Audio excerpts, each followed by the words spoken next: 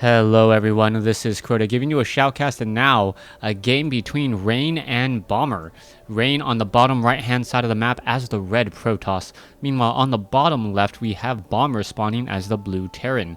This will be a TVP here on Newkirk Precinct Tournament Edition as the game is now getting underway. So far, as you remember, this game is taken from an older version of StarCraft 2 Heart of the Swarm, meaning Hellbats are much more powerful than they currently are. So don't try using any Hellbat strategies you are seeing here and then wondering why you're not dealing nearly as much damage. Hellbats did get hit with a nerf bat, and, well, they're not nearly as effective unless you go for those upgrades. SCV is currently doing some harvesting over here on the bottom left. You see Bomber not building his supply depot here by the front door, and this is most likely because he wants to get this SCV back to work. The longer this SCV is building and traveling, the longer he is not mining, and that is something that you want all of your SCVs to constantly be doing. This SCV now making its way off to the north will set up a barracks off over here instead. Meanwhile, a gateway is now already down as a probe on its way over across the map from Rain. Now, the timing should be opening up for refineries. You see one refinery already coming into play for Bomber. Meanwhile, we should be looking at another assimilator coming in from Rain, as Rain does have a slight economic advantage right now. Protoss players and their buildings do not need to be babysat in order to build their buildings. Meanwhile, you can see that the barracks is still occupying this one SCV's time, and, well, the refinery was occupying a little bit of time as well on one of those SCVs until the refinery was actually completed. Coming back here, we are going to see the probe come in and perhaps start to zap around inside the base. It is going to take a quick look here, perhaps even try to harvest some minerals and try and disrupt some of this double mining that we often see. You can see that is exactly what Rain does here. He's going to be running back home with minerals in his mouth. 5 minerals now running back home, and, well, a little bit sneaky there, stealing some minerals, but that's just how Protoss rolls sometime. Gateway, Zealot now being trained, Cybernetics core about to be completed. Will we see that mothership core? Most likely, but how is Rain going to use it? Protoss players have been really favoring that mothership core expansion strategy. You can set up a nexus here rather quickly, and once that nexus is down and you start training up your mothership core, the mothership core can do a lot of damage, especially with that 12 or 13 range on a mothership core, allowing that nexus to really pick off Marines very, very easily and very quickly. We are going into an economic game, as we are also going into a reactor on the barracks. It looks like Hellbats will be once again in the menu this game, as we are now looking at a factory with a reactor nearby. We should perhaps see a swap and then also build an armory back behind the mineral line to train those all-important Hellbats. Coming back around, there is a Reaper of Bomber. Bomber looking to perhaps poke down a couple of those units. Hasn't been able to do anything as of yet. The Bomber's Reaper has to be extremely careful, and all he can really do is just escape out of there, back up to full hit points, and then perhaps try to make a play. The mothership core is still on the high ground right here. It does have a range of 5 on its attack, and is more than enough to really push away this pesky Reaper. Marines now here ready to meet and greet if a mothership core does decide to arrive to the party. You can see that the expansion is nearly done. Nope, it has been completed, as we are now upgrading to an orbital command. Probes are being transferred over, and both sides content with playing this economic game. What are we going to be seeing this evening? Bomber looking for a proxy pylon. He's going to be scouting every which corner. Meanwhile, Rain just wandering around here.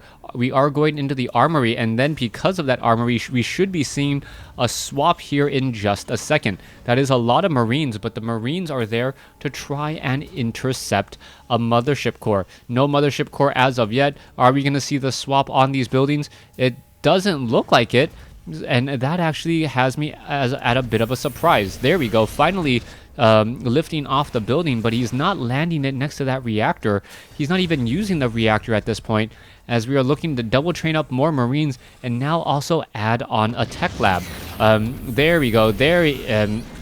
apparently Bomber heard me, and he is now going to be going for those Hellbats, and now going into medevac production. So really favoring that strategy. It looks like he wasn't 100% sure, and now the Mothership Core getting off some easy shots onto that poor Reaper. The Reaper is going to have a very bad day, as we're looking at the Mothership Core can easily at any point in time just add in the photon overcharge onto that Nexus to get the unit down. All right, Stalkers are in position. The Reaper now regenerating hit points. Oh, now going to get stuck back there just a little bit. Going to jump back up onto the high ground, and it gets picked off by the Mothership Core, saving a lot of energy as well. We are looking at an Observer making its way in. Hellbat now moving out across the field. You can see that the Ignite Afterburners will be ready to go in just a moment. One more boost, and then it may try to go for it again. You can see the medevac moving oh so quickly across the map. It does burn for about 8 seconds, and then has a 12-second cooldown time, allowing for very, very fast maneuvering of those medevacs. We may be seeing a drop coming in from the far side, but Rain looks like he is very, very well protected against any sort of drops here.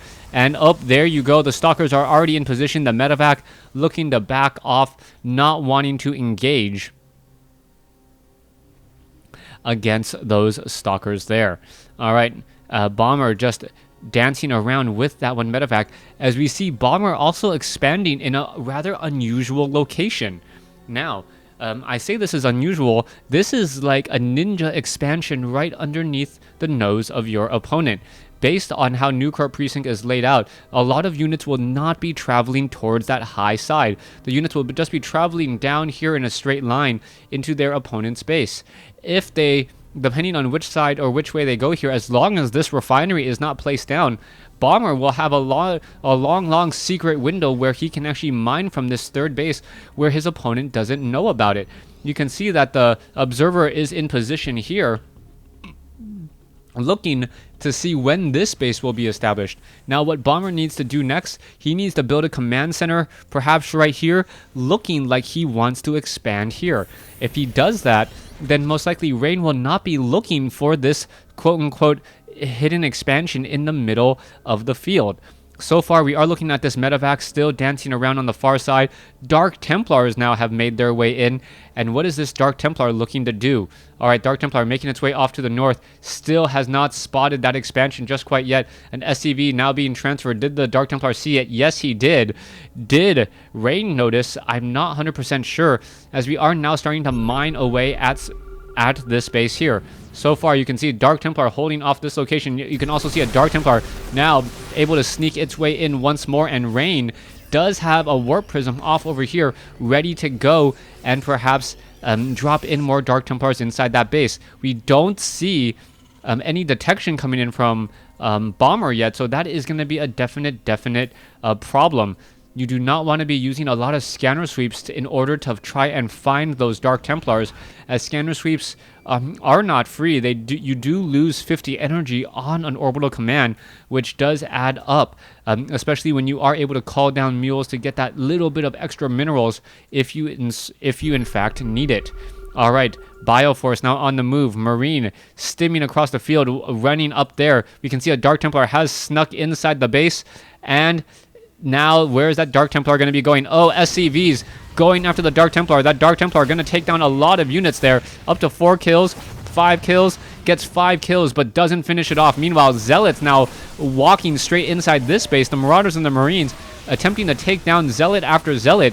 It looks as though a couple of them will get taken down, but a lot of workers will be lost. 16 workers killed compared to 1. Harvester count is now 50 to 36. Marines and Marauders now looking to back off here. Bomber, the only real benefit is that he does have 3 bases, and with that extra mule, he should actually be able to take the lead in terms of overall economy. He is about even. All Bomber needs to do is start training up SCVs off of 3 bases, and he will easily take that lead. He will just easily take that lead. Viking now making its way over. It looks as though, yes, the Warp Prism will get taken down. 1 or 2 1 upgrades already coming in, as we're looking at 1-0 upgrades for those Hellbats. Medevac. Rain still sitting with this one Observer here. Hellbat is now moving its way out. Does he spot this Observer? No, he doesn't.